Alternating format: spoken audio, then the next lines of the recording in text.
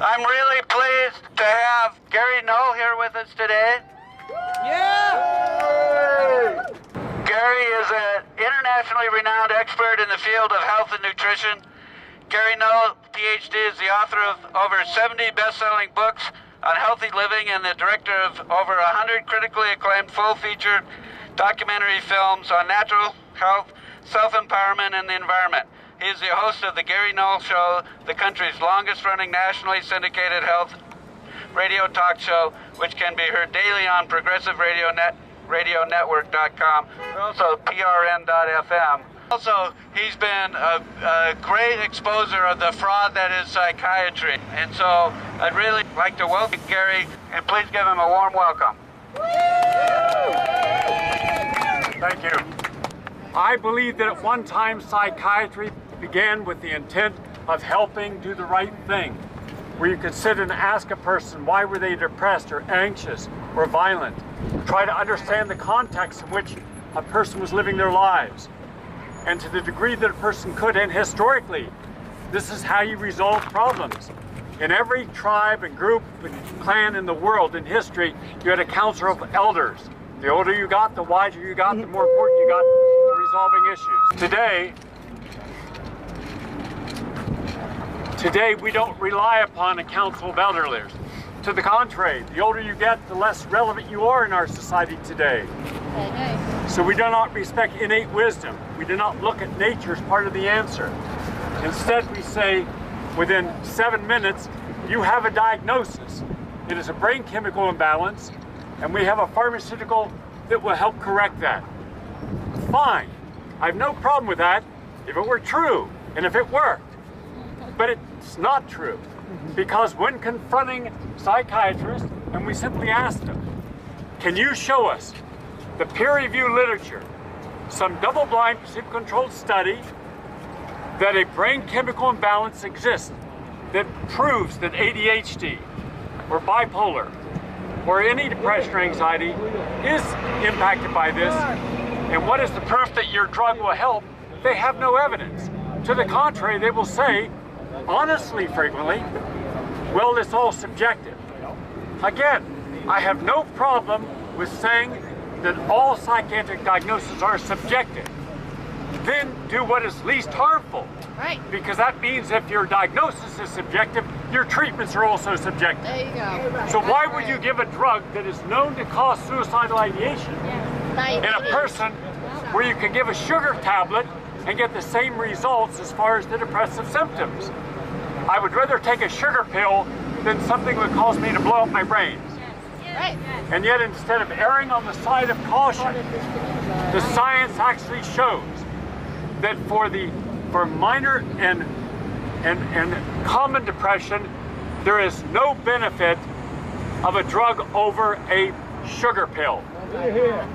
Yet there is a difference. Sugar costs about 11 cents a pound. An antipsychotic goes for about $10,000 a pound. There you go.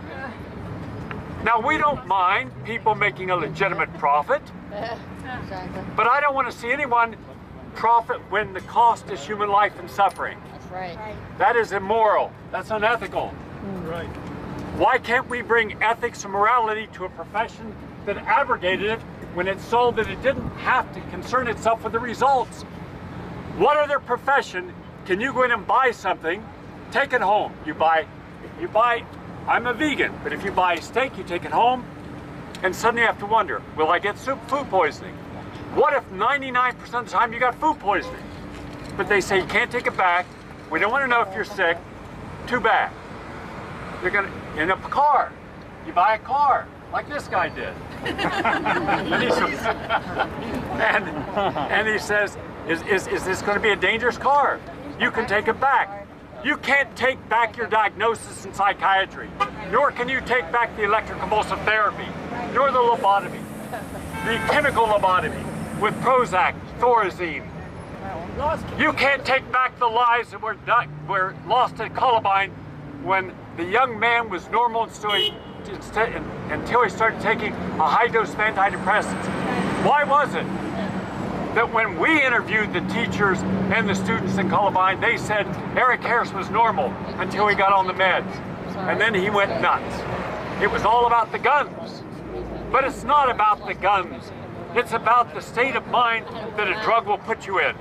What do we know? We know that 95% of all mass killings in the last 20 years have been, all mass killings in the last 25 years have been 95% of people are on psychiatric meds. Why aren't those ever the first line of exploration?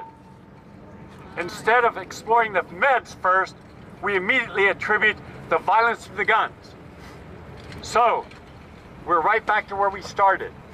My concern is that people enter medicine for noble reasons. My concern is the patients go to doctors because they know that they want to help them get well. My concern is that the doctor's not helping the patient and the patient's not helping themselves with the current model. We need a new holistic approach in mental health care. We need to bring back holism and nature. Because I will show you when patients are given time and respect and counseling and you detoxify them and you show that they were gluten tolerant and dairy tolerant and you can create brain fatigue and brain allergies, and suddenly an otherwise normal person acts out when they're on a stimulant because we never thought that the brain could be allergic. It is. You can have brain allergies that can cause depression, anxiety. I recently counseled a young man. He was on 2 meds, and his father said he's got ADHD, and now they want to give him a 3rd med. I asked a simple question. I said, are there any teachers you like? He said, yeah, there are 3 teachers I like. And you don't like? He said, I don't like the others. I said, what are you getting at the classes where you like to teach? I get A's. What do you get when you don't like to teach your class? I fail. Is there anything you do outside of school you like? Yeah, I like soccer. Anything you don't like? Yeah, I don't like homework. Now keep in mind, could you imagine no teacher, the school psychologist, the psychiatrist, no one caught the fact that you cannot have episodic ADHD. In other words, you can't be normal in the classes you like and abnormal in the classes you don't like. Normal when you're out playing and not normal when you're asked to do homework. Normal when you don't like doing the dishes and abnormal. You see, this is how it works. If you have a true brain chemical damage state, it is all the time, 24/7. And yet, if we detoxified, as this kid did, the individuals, put them on a healthy diet, you got rid of dairy, gluten, sugar, artificial sweeteners, and caffeine. You took the damn cell phone away. It's not sleeping with it, creating electromagnetic pulses in the brain. If you got them away from their computer, if you got them outside in nature, if you got them to talk with an elder, a grandfather, grandmother, an aunt or uncle that actually understands what it is to be a kid and has time for them, then maybe they wouldn't need one of these individuals across the street. Right. Look, when you and I were growing up, no kid committed suicide. Right. Today, the #1 cause of death in 10 to 14-year-olds is suicide. Right. We didn't have autism. It wasn't because we didn't know how to diagnose it. If we misdiagnosing autism when we grew up, then we'd have an entire adult generation of autism today. We don't.